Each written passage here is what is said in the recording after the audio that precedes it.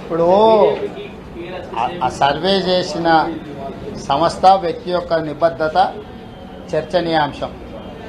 అతను చేసిన సర్వే ఏంది, అతనికి వచ్చిన నివేదిక ఏంది, అతను టీవీల ముందు చెప్పింది ఏంది అనేది కూడా చర్చించాలి. వారు చెప్పిన దాంట్లోనే చాలా వ్యత్యాసాలు ఉన్నాయి.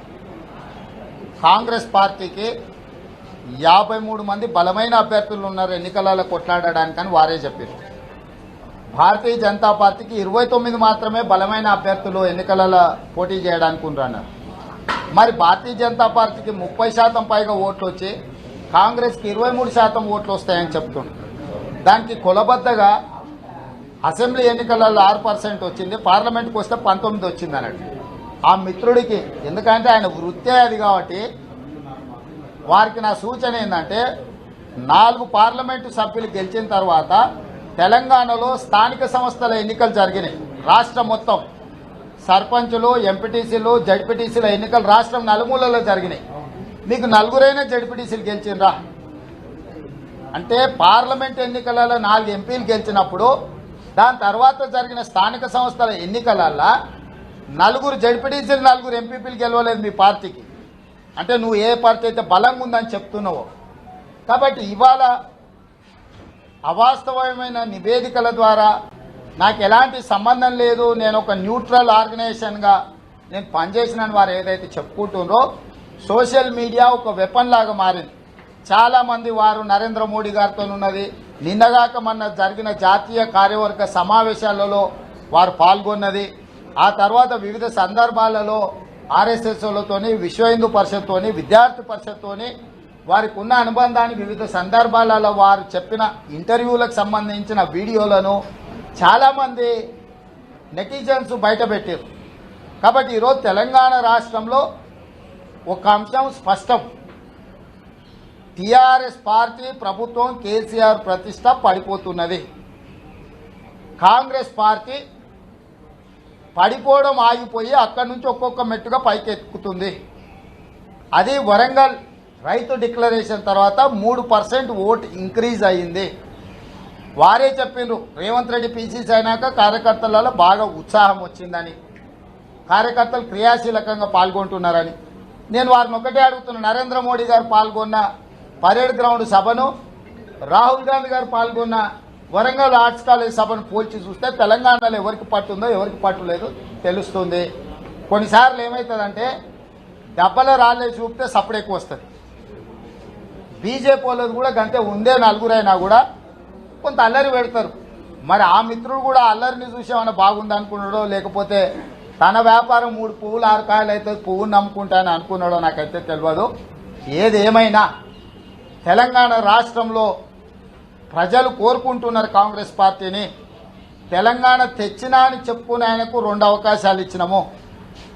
నిజంగానే ఆంధ్రప్రదేశ్లో పార్టీ చనిపోయి కేంద్రంలో అధికారాన్ని కోల్పోయి తెలంగాణ రాష్ట్రంలో పార్టీకి తీర నష్టం జరిగినా శ్రీమతి సోనియా గాంధీ గారు తెలంగాణ రాష్ట్రం ఇచ్చింది కాబట్టి ఈసారి తెలంగాణ ప్రజలు నిర్దిష్టమైన అభిప్రాయంతో సోనియా గాంధీ గారి నాయకత్వాన్ని బలపరచాలని నిర్ణయించుకున్నారు.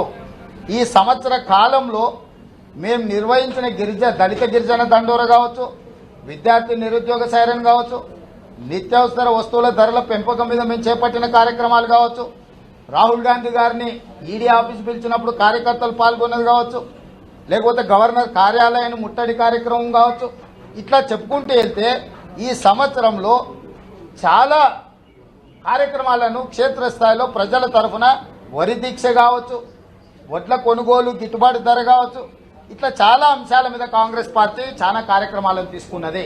ఆ కార్యక్రమాలల్లో ప్రజల యొక్క భాగస్వామ్యాన్ని చూసిన తర్వాత అందరికీ ఒక నమ్మకం వచ్చింది కాంగ్రెస్ పార్టీ బలపడుతున్నదని. వారేమంటున్నారు, కాంగ్రెస్ కోట్లు ఇస్తే పార్టీ మారుతారని. ఆ మిత్రుడు నేను గుర్తు చేస్తున్నాను, నినాక మన నరేంద్ర మోడీ వచ్చే ముందల గ్రేటర్ హైదరాబాద్లో మీరు గెలిచిన కార్పొరేటర్లు అందరూ టీఆర్ఎస్లో చేరారు. మర్చిపోయినావా? మీ మహబూబ్నగర్ జిల్లా పార్టీ అధ్యక్షుడు, మీ రాష్ట్ర స్థాయి కార్యదర్శి బోడ జనార్దన్, అదేవిధంగా శ్రీనివాస్, ఇట్లా చాలా మంది భారతీయ జనతా పార్టీ కీలకమైన నాయకులు నరేంద్ర మోడీ రాష్ట్ర పర్యటనకు వచ్చేటప్పుడు కాంగ్రెస్ పార్టీలో చేరింది.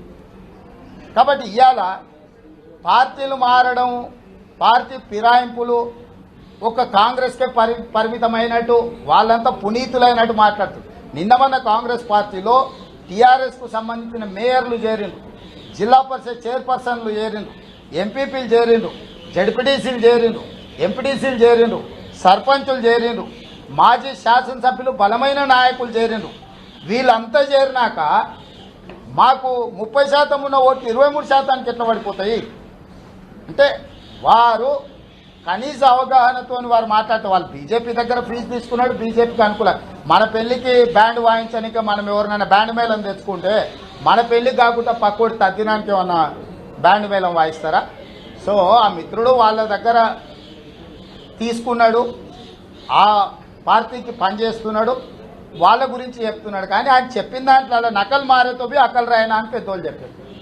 53 సీట్లలో బలమైన అభ్యర్థులున్న కాంగ్రెస్ పార్టీకి 23% ఓట్లు వచ్చి 29 మాత్రమే బలమైన అభ్యర్థులున్న బీజేపీకి 31% ఎట్లొస్తాయో మరి ఈ చిక్కుముడికి సమాధానం ఆ మిత్రుడే చెప్పాలి. ఏదేమైనా నేను ఎవరని చెప్పాల్సిన పని లేదు. ఈడు ఉన్నోళ్ళు చాలా మంది మిత్రులు తెలంగాణ జర్నలిస్టులే. మీ ఊర్లో ఏ పార్టీ బాగుందో మీ ఊర్లో అంచనా వేసుకోండి.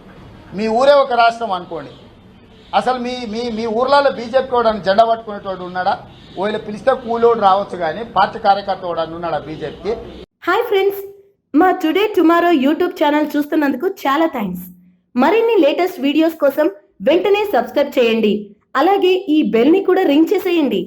మా నోటిఫికేషన్స్ అన్ని మీ మొబైల్లో వస్తాయి. అలాగే మా వీడియోస్ మీకు నచ్చితే లైక్ చేయండి, షేర్ చేయండి, నచ్చకపోతే కామెంట్ చేయండి.